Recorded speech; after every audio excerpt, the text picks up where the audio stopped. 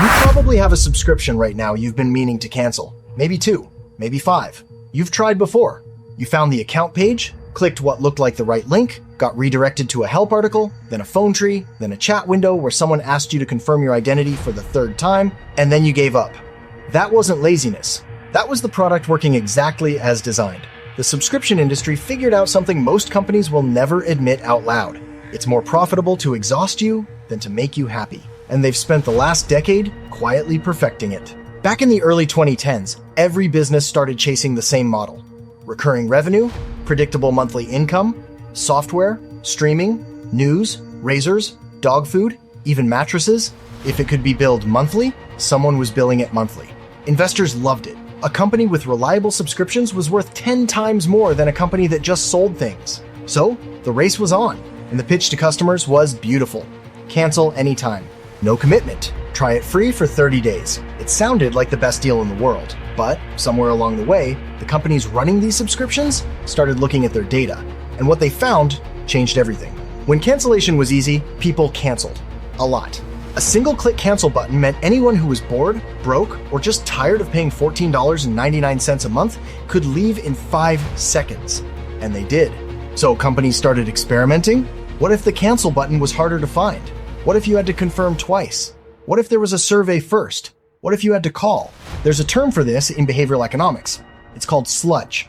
The economist Cass Sunstein wrote a whole book about it. Sludge is friction that wastes time, money, or effort to push people away from a decision they actually want to make. And it turns out, sludge works. Add 3 extra clicks to a cancellation flow, and you keep a measurable percentage of customers. Add a phone call, you keep even more.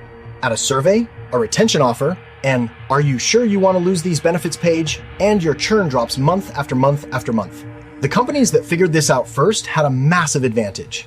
They were keeping customers who didn't even want to be customers anymore. And those customers were quiet money.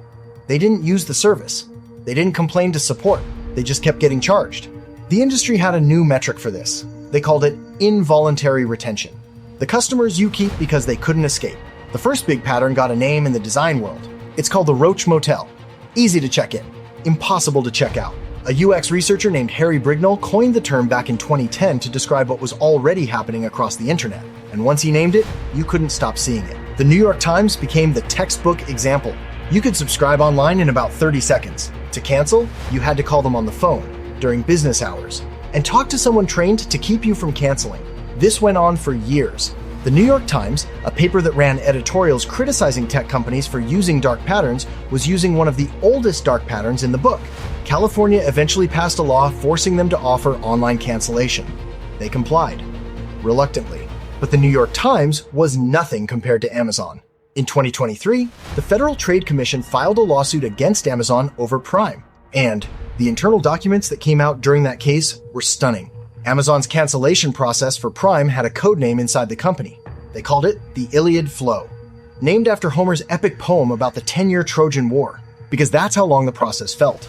To cancel Prime, you had to navigate 4 pages, 6 clicks, and 15 different options. Each page tried to talk you out of it, reminding you of your benefits, offering discounts, showing you your journey with Prime. Some pages had a remind me later button that would just postpone the whole thing. In internal memos, Amazon executives called these unwanted subscriptions an unspoken cancer. They knew. And in 2017, when they launched the full Iliad process, cancellations dropped 14% almost overnight.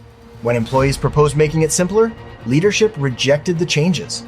According to the FTC complaint, one internal memo said that clarifying the process would cause a shock to business performance. Translation: if we made it honest, we'd make less money. But Amazon wasn't the worst offender. They were just the one big enough to get caught. Behind them was an entire industry that had quietly turned cancellation into a profit center. Gyms started requiring certified mail to cancel. Some still do. You had to literally print a letter, drive to a post office, pay for tracking, and mail it in. Miss a step and you got billed for another month. Software companies hid cancel buttons 3 menus deep. Streaming services started pausing your account instead of canceling it, hoping you'd forget. Then came the guilt buttons. Instead of a plain cancel, the option would say things like, "Yes, I want to give up my premium benefits," or "I don't care about saving money," or "abandon my fitness goals." Some apps make you watch a short video about why you should stay. Some show you the friend you'd be leaving behind. Chegg, the education company, settled with the FTC for $7.5 million in 2025 over how hard they made it to cancel. Amazon's settlement was bigger. In September 2025, they agreed to pay $2.5 billion over the same lawsuit. The FTC said Amazon had enrolled tens of millions of people in Prime without clear consent, then made it nearly impossible to leave. And these are just the cases that made it to court. The FTC gets around 70,000 complaints a year about subscription traps. The actual number of people affected is in the hundreds of millions. Regulators tried to do something about it. In October 2024, the FTC finalized what was called the click-to-cancel rule. The idea was simple. If signing up was online, canceling had to be online too. If it took 2 clicks to subscribe, it had to take 2 clicks to leave. The subscription industry sued immediately. The U.S. Chamber of Commerce, trade groups, and big businesses filed challenges. And in July 2025, the 8th Circuit Court of Appeals vacated the rule. Not on the substance. On a technicality, the FTC hadn't done a proper economic impact analysis, so the rule is gone. For now, the FTC announced a new rulemaking process in March 2026. Congress has bipartisan bills moving forward called the Unsubscribe Act. More than half of U.S. states already have their own laws on the books, but nothing federal is in force right now, which means the same companies that got sued for designing labyrinthine cancellation processes can keep doing it. Most of them have made small cosmetic changes and quietly gone back to business as usual. Here's what the subscription industry actually learned. The product matters less than the friction. A mediocre service with hard cancellation will outperform a great service with easy cancellation, dollar for dollar.